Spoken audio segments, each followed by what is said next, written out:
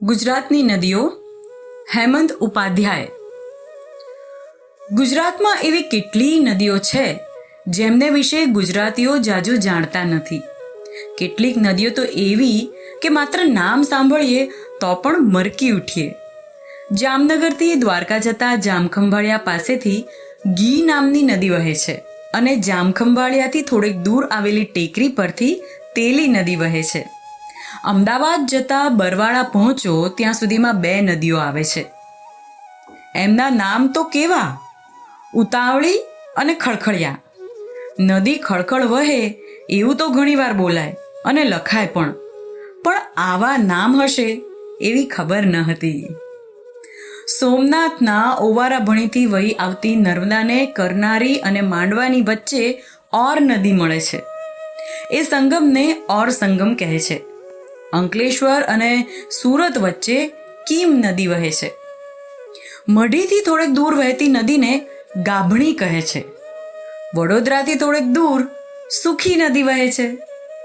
કોસંબાથી ઉમરપાડા જતા મોટા મિયા માંગરોળ આગળ ભૂખી નદી વહે છે. આ નદીના ઘૂંટણભર પાણીમાં સ્નાન કરવાનો લાવો લેવા જેવો છે. કાવેરી નદી દક્ષિણ ભારતમાં વહે છે એ ખરું, પણ બીજી કાવેરી બિલીમોરા પાસે પણ વહે છે. નવસારી પાસે પૂર્ણા અને બારડોલી આગળ મીઢોળા વહે છે. દક્ષિણા પથના પુરાતન વાલોડ ગામ પાસે વાલ્મીકી ઝાખરી વહે છે અને થોડેક દૂર બેજ પાસે પૂર્ણા અને વાલ્મીકીનો સંગમ થાય છે. વડોદરા અને દાહોદ વચ્ચે કરડ, ગોમા અને હડબ નદીઓ આવેલી છે. આપણે પરિચિત ન હોય એવા નદીઓના થોડાક નામ આ રહ્યા: ડોશી, વાંકી, બેસણું, સુગુણ. ગુજરાતની બીજી કેટલીક નદીઓ જેમાં બનાસ, સરસ્વતી, લુણી, કનકવતી, ભોગાવો, ભાદર, મહી, અંબિકા, શેત્રુંજી, ઢાઢર, હાથમતી, રૂકમાવતી, રૂપેણ, ઉમરદાસી, મેશ્વો, માજમ, કાળુભાર, સિંગવડી, આજી, રંગમતી, નાગમતી, માલણ, હિરણમચ્છુંદ્રી, જીણ, ઘેલો, ખારોદ, નગ, સુવી, રાવલ, ઓજત, ઉંબેણ, શુકભાદર, સીપુ, સિંહણ, વર્તુ અને મચ્છુ. વાપીથી થોડેક છેટે દમણગંગા વહે છે. એ નદી પરનો પુલ પૂરમાં એવો તો તણાયો કે જોનારને થાય કે અહીં પુલ હતો ખરો.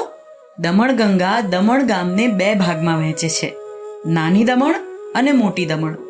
ઉમરગામ તાલુકામાં થઈને વરોળી વહે છે, જેને કિનારે પારસીઓએ પ્રથમવાર પગ મૂકેલો. એ સંજાણ બંદર આવેલું છે.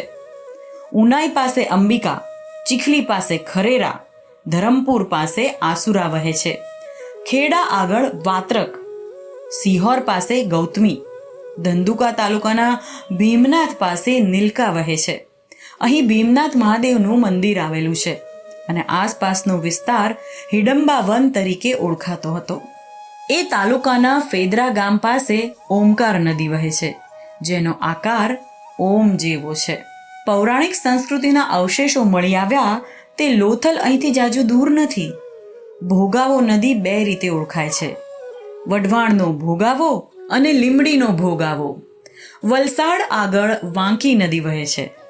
સહ્યાદ્રીના ઓતરાદા ઢોળાવ પરથી નીકળતી આ નદી જંગલો વટાવીને વાંકી ચૂકી વહે છે. કોઈ પણ નદી સમુદ્રને મળતી નથી, એ તો સમુદ્રમાં વિલીન થાય છે. ગુજરાતમાં નાની મોટી મળીને કુલ 185 નદીઓની સંખ્યા છે. કુંવારિકા નદીની વ્યાખ્યા: આ નદી દરિયાને બદલે રણમાં સમાઈ જતી હોવાના કારણે કુંવારિકા નદી તરીકે ઓળખાય છે.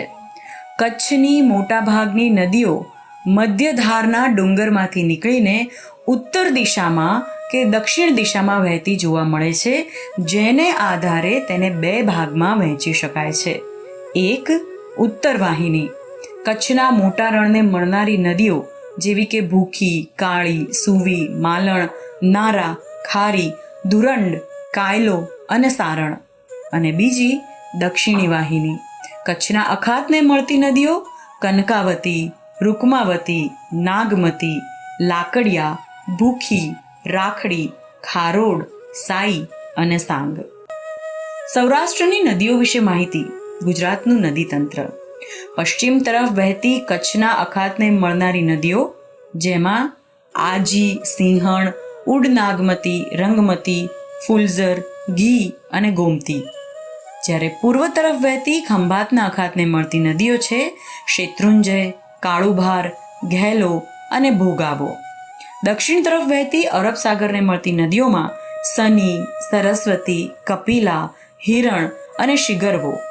જ્યારે ઉત્તર ગુજરાતની નદીઓ બનાસ, સરસ્વતી, રૂપેણ, પુષ્પાવતી, બાલારામ, સીપુ, હાથમતી અને ગોહાઈ.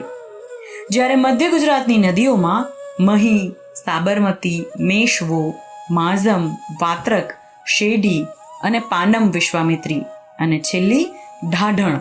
જ્યારે દક્ષિણ ગુજરાતની નદીઓમાં નર્મદા, કીમ, તાપી, કોલક, અંબિકા, પૂર્ણા, ઔરંગા, દમણગંગા અને સર્પગંગા. સંચય.